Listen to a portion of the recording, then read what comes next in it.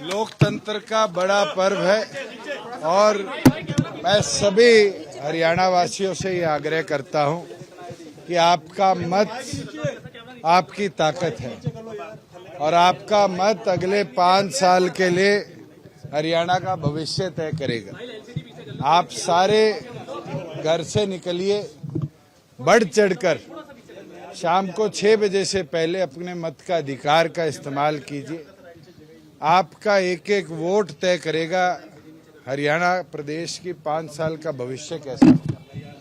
और हमें पूर्ण विश्वास है, जिस जन भावनाओं से हमने पिछले 5 साल जन सेवा करी है, हरियाणा प्रदेश की जनता जननायक जनता पार्टी और आजाद समाज पार्टी के इस गठबंधन को ताकत भी देगी और ताकत के साथ पहले से भी ज़्यादा नंबर्स के साथ हरियाणा विधानसभा के अंदर हमारे साथियों को भेजने का भी काम करेगी कि हमने पिछले 5 साल जन सेवा करी है।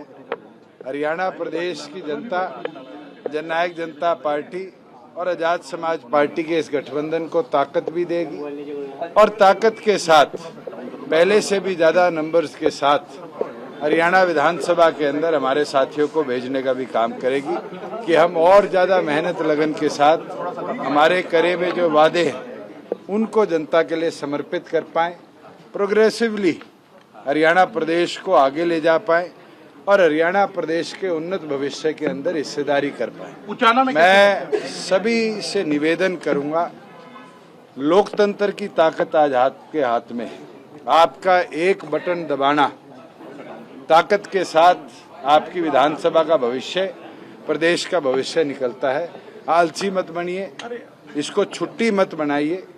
ये आपके लिए बहुत महत्वपूर्ण है कि आप बढ़ चढ़कर पोलिंग करें और पोलिंग बूथ में पहुंचकर अपनी ताकत दिखाएं। उचाना के जंग को कैसे देखते हैं आप, क्योंकि खुद चुनाव लड़ रहे हैं? सारी 90 कॉन्स्टिट्यूएंसी बराबर है।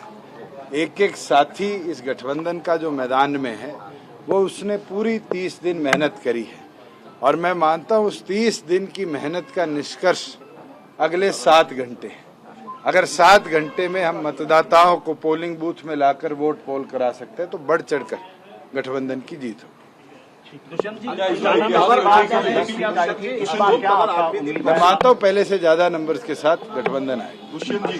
की बार भी किंग मेकर बनेंगे या किंग बनने की तैयारी है? वो बीजेपी से कांग्रेस में गए हैं, उनसे पूछिए। उनसे तो पिछली बार आपने पोस्ट इतिहास पिछली बार भी रचा था और मैं मानता हूँ जनता का प्यार था और वही जनता का प्यार इस बार भी। पिछली बार आपने पोस्ट पोल अलायंस किया था बीजेपी के साथ, इस बार सिचुएशन बनती है तो विंडो ओपन है। आप 8 तारीख को नतीजे आने दीजिए। ये तो सारी चर्चाएं उसके बाद की, किसके साथ क्या नंबर्स हैं, क्या परिस्थितियां बनेगी। मैं मानता हूं कार्यकर्ताओं की मेहनत आज 6 बजे तक है।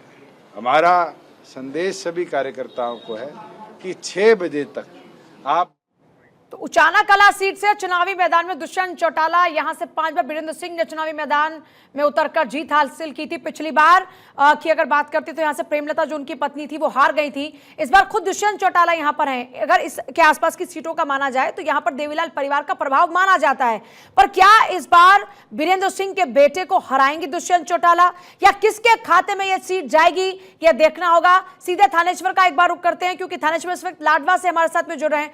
थानेश्वर, क्या तस्वीर नजर आ रही है? लोग कितना बढ़ चढ़कर वोट कास्ट करते हुए नजर आ रहे हैं और खासतौर पर मुद्दे क्या हैं लोगों के?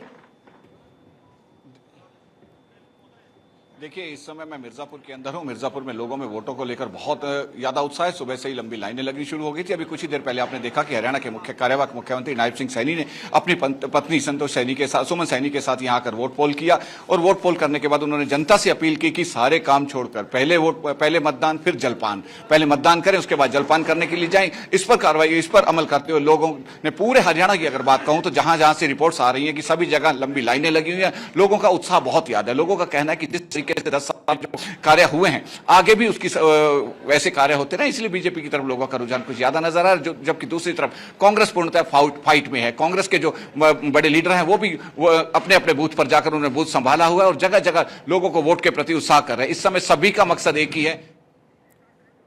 बहुत शुक्रिया आपका। फिलहाल हिसार का एक बार रुक कर लेते हैं। हिसार में भी क्योंकि मुकाबला बेहद दिलचस्प है और फिलहाल मेरे साथ मेरे सहयोगी जो है गौरव वो इस वक्त लगातार बने हैं। गौरव, क्या स्थिति इस वक्त आपके पोलिंग बूथ पर?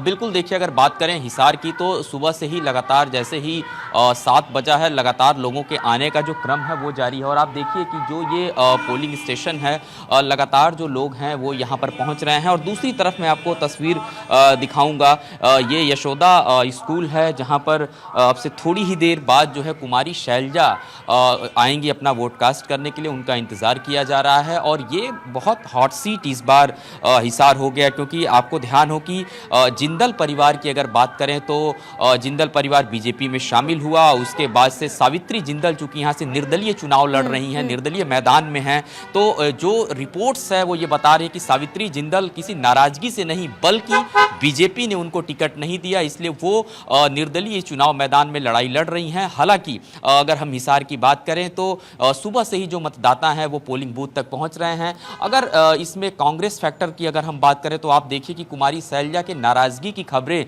बीच में देखने को मिली थी। वो दिल्ली दरबार भी गई थी, उसके बाद से फिर एक कार्यक्रम के दौरान राहुल गांधी से उनकी मुलाकात हुई और हंसते हुए वो तस्वीर पूरे देश ने देखा। तो माना जा रहा था कि सब कुछ जो है वो सही कर लिया गया है। और कांग्रेस के अंदर भी आप देखें कि इस बार हरियाणा में बार बार जो कांग्रेस के बड़े नेता दावा कर रहे हैं कि वो सरकार बना रहे हैं, उनकी तैयारी अच्छी है, लेकिन हम लगातार सुबह से जिससे बातचीत कर रहे हैं आप देखिए कि हर कोई ये दावा कर रहा है त्रिकोणीय मुकाबला है, सबके पास जो ताले की चाबी है। तो इसका मतलब इस बार हरियाणा का जो सियासी समीकरण है वो बहुत दिलचस्प है, क्योंकि टिकट जैसे ही वितरण किया भारतीय जनता पार्टी ने, उसके बाद इस्तीफों का दौर शुरू हुआ। उधर कांग्रेस में भी नाराजगी का दौर देखने को मिला और जितने नाराज नेता थे जिनको जिनको टिकटें नहीं मिली वो भी चुनावी मैदान में हैं। यानी निर्दलीय जो है वो खेल को बिगाड़ भी सकते हैं, इसीलिए कहा जा रहा है कि फाइट बहुत टाइट। निर्दलीय पर सबकी निगाह टिकी हुई है। कौन किंग मेकर होगा, क्या सत्ता पर काबिज होने के लिए किसी पार्टी को पूर्ण बहुमत मिलने वाला है, ऐसे तमाम सवालात हर किसी के ज़हन में इस वक्त हैं।